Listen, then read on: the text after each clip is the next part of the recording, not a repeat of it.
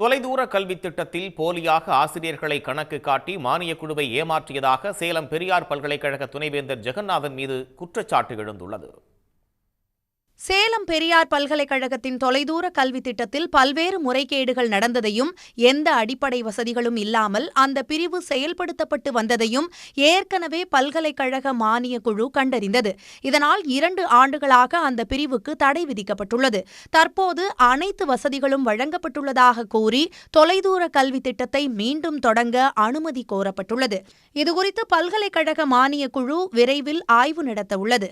இந்நிலையில் பல்கலைக்கழக துணைவேந்தர் ஜெகநாதன் மீது புதிய குற்றச்சாட்டு எழுந்துள்ளது. பெரியார் பல்கலைக்கழக ஆசிரியர் சங்க தலைவர் வைத்தியநாதன் வெளியிட்டுள்ள அறிக்கையில், தொலைதூர கல்வி திட்டத்தில் போலியான ஆசிரியர்கள் மற்றும் அலுவலர்கள் நியமிக்கப்பட்டுள்ளதாக தெரிவித்துள்ளார்.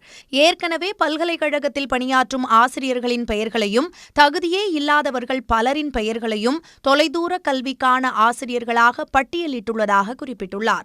இதனால் மாணவர்களின் நலன் பாதிக்கப்படும் என்றும், போலியான பட்டியலை காட்டி தொலைதூர கல்விக்கு அனுமதி பெறுவதற்காக மானிய குழுவை ஏமாற்ற முயற்சி நடந்துள்ளதாகவும் அவர் தெரிவித்துள்ளார். உடனுக்குடன் செய்திகளை தெரிந்து கொள்ள சன் நியூஸ் பெல் ஐகானை கிளிக் பண்ணுங்க.